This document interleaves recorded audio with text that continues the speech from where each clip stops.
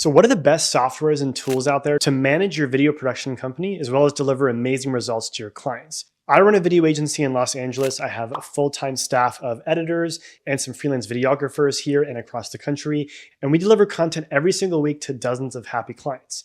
Now, with all that work comes a lot of management, organization, and editing and different tools that we use. So in this video, I'm going to break down exactly what tools we use, what softwares we own, and how we keep everything really tightly organized, managed, and deliver great results for our clients. So first, our internal tools. The software that we use is called Lucid Link. Definitely check it out. It's a pretty good deal. It's $80 a month and you get basically a terabyte of storage, and it functions like a NAS system. If you don't know what a NAS system is, check it out. It's basically is like a server that houses your content and you can access it remotely across the world. The problem with traditional NAS systems is that you have to buy a piece of hardware, and every single person that accesses the content has to have that piece of hardware installed in their house. It can be pricey, it's expensive, and if that person no longer works with you, you have to figure out what to do with that hardware, and it's just a mess. It can also be very expensive, and it's kind of a long-term investment. Lucid Link is just a monthly subscription service, and you can go above 1 terabyte. Right now, I'm using about 3 terabytes of data, so I'm spending around $200 a month as opposed to that $80. And I have a team of 12 people who are currently accessing my server at any given time, and so that also bumps the cost up a little bit. You can have unlimited users accessing the software at the same time, which is great. It's really good for scale. So the NAS system, every person would have to own that system and have that piece of hardware in their house. But for me, I can add a new videographer. I can add a new editor just like that. It's pretty fantastic. So I'm not going to get really too in the weeds of how Lucid Link works. You can check out their tutorials on how that works. But basically, you can drag the files directly from the Lucid Link window on your computer, which basically acts like an external SSD, directly into your ALE and work with the files that way, rather than having to go through the cumbersome process of downloading the footage before you can start using it. I also use this system for some of my clients who do remote shoots, who themselves are videographers and content creators. They just don't want to deal with the back end of the editing and posting. So when they shoot their content, rather than having to upload it to Google Drive and then have my editors download it from Google Drive, and also Google Drive has crazy issues. Like I've had clients upload it and it like stops halfway through. Often they can't access my Google Drive, so they have to make sure they have space on their Google Drive. It's just a pain. Or if they use WeTransfer and it goes up and then a couple of days later, the file is expired, then you're kind of screwed and they have to re-upload it again from scratch. So we keep it really simple with Lucid Link. All my editors have instant access to the footage, and we do this for a few of our clients who are constantly shooting a lot of content. The quick tip that I have for Lucid Link is don't upload your raw footage. We use Handbrake or DaVinci Resolve, and we down-res the files a little bit. So it's still 4K, but the bit rate goes from about 80 to 100, which is kind of the standard bit rate that a lot of our cameras shoot at, to around 30 to 20 kilobytes per second. Maybe it's 20,000 or 30,000, I don't know. You know what I'm talking about. When you're on Premiere, it's like 10, 20, 30. It's about 10 to 20. That's the average bit rate that we do. And it works a lot better. That way the file sizes are a little more manageable and it's not so crazy to download. Oftentimes my team doesn't even have to make proxies from those files because they're already manageable. The only time they have to make proxies if it's like a podcast with like more than 3 or 4 cameras, which we do have to do for one of our clients that has 7 cameras rolling at the same time. I know it's crazy, but hey, it's modern content creation. That's what it's all about. All right, some of the other internal editing tools that we use is Autopod. This software cuts between various cameras. If you have a long form podcast and you have 3 different angles in, it's going to automatically cut between and detect who's speaking and cut between the different cameras. Fantastic software. Another similar software that we use is called Opus AI. It chops up a long form podcast and actually takes it and makes it into short little bits. So it automatically does a lot of the hard work of editing, of creating those short sizzles for you, although it uses AI and oftentimes it can screw up. So it does take some manual labor in checking in on every single edit, making sure the in and out point is correct, and kind of cleaning it up a little bit, double checking the captions and subtitles, etc. But it does a lot of the work up front for you. So if you're doing any long form content, this is a great way to just like basically tack that onto your clients and say, we'll also deliver some short form content for you at a small, reasonable price. The next big software that we use for internal communication, which also does extend to external communication, so this is where the kind of line gets a little bit blurred, but is Monday.com and Slack. Those are the 2 softwares that we use for project management, project tracking, internal, external communication. So why are these softwares important and how does it work and what pain points do they resolve? Well, when I used to be a videographer editing content, it wasn't that hard. I just had like one-off clients, and so it wasn't that much to manage. So when a client asked me for a video, I'd say, great, I can get it done on XYZ date. The rough cut will be done so-and-so around this date. You can look for it. It's just kind of straightforward. I only had 3 or 4 clients at a time.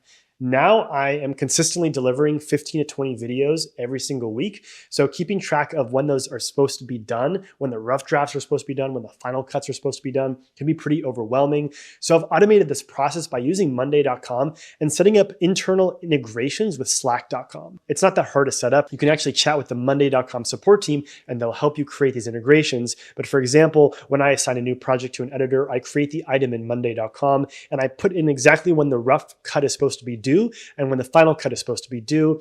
When the editor starts working on it, it sends a message to our Slack channel. Now, for every client that we have an internal Slack channel and an external Slack channel set up. The internal Slack channels feature all of my editors, my project managers, and the external Slack channels feature my clients themselves, as well as the most important editors and team members on the staff that are delivering external content. The Monday.com automations go to both. So when I assign a new edit, the editor starts working on it, it sends an automation from Monday.com to the external Slack channel saying, hey, just letting you know, your project will be ready on XYZ date. Please make sure to look out for it. And the final cut is going to be delivered by XYZ date. This gives the clients a chance to make sure that we're on track with the timeline. I compare it to the Domino's pizza tracker. So when you buy a pizza from Domino's, you can actually track it online. It'll show you, it'll say the pizza is being made, it's in the oven, it's on the car, it's almost there, it's been delivered. So I kind of like to do a very similar format for my clients when it comes to delivering edits and projects. It's very satisfying to see a project kind of move along the marks. So now diving deeper into external communication with clients.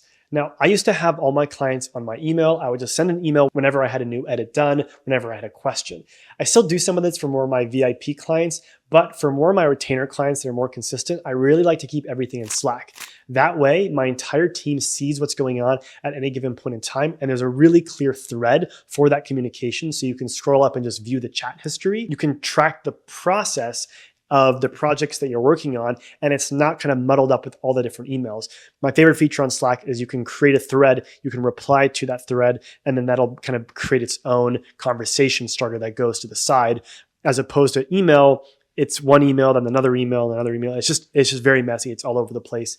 Something that I've been struggling with, but I've been trying to get better at, is basically forcing my clients to use Slack instead of email. A lot of times they're resistant to use Slack because it's a new feature for them. But for me, it's better because I keep all my clients' communications in one place, and it's separate from my email, which is more for outbound, brand new clients talking about high-level stuff with about other projects. The last tool that I use for external communication, external editing is Frame.io. Now, probably everyone out there knows what Frame.io is. It's similar to Vimeo. You can leave time-coded notes on videos. But the thing that I love the most about it is the project management and tracking features in it. So on my left dashboard, I have a list of all my client names. I have about 40 different names right now that we have going on or have recently finished or recently worked on. And under each of those are the different folders of different projects that we're working on. And under those are even smaller subfolders of the different kinds of content we're doing.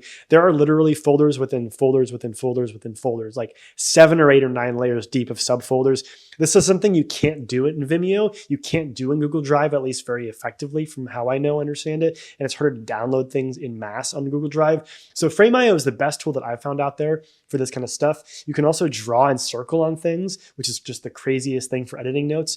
Obviously, the time-coded notes are huge. It's a big time saver. Clients will just leave in notes there. I'll reply to them. They'll see the replies. They'll comment back. And then we have a little bit of offline exchanges on Slack or email. But most of the communication directly on the edits happen on Frame.io. The last couple of softwares that I use have to do with invoicing and bookkeeping. I use QuickBooks personally. It's been pretty great. I've had no issues with it. I send invoices that are directly payable, either via credit card or via direct deposit to my clients, and they pay it via that QuickBooks link. It's very pro, it looks nice, and the payments go right into my bank account from there. I obviously have a business bank account set up, which is different from my personal bank account, but we'll get into that in another video. So QuickBooks is great for bookkeeping, finance, sending invoices. Now, when it comes to paying my contractors, you can also use QuickBooks for that if they're based in the US. So most of my team that are videographers are all based in the US here. And so I set them up as contractors under QuickBooks. You can pay them directly to their bank accounts, which is fantastic. For my remote employees, my full-time editors that work for me, we use a software called Payoneer. We've been looking into using Remitly lately. We'll see how that goes. But Payoneer offers a great conversion rate for my editors, which makes them happy. And I do have to pay a percentage. I do have to pay a 3.5% fee, which is decent, but it's really a lot better for my employees. So I kind of decided to stick with that. And there you have it. Those are my top softwares and things that I use for dealing with my video agency. If you want to see more videos like this, check out the other videos on my page, subscribe, like, leave a comment below if you have any questions for me, and I'd be happy to make a video about it. Thank you for watching.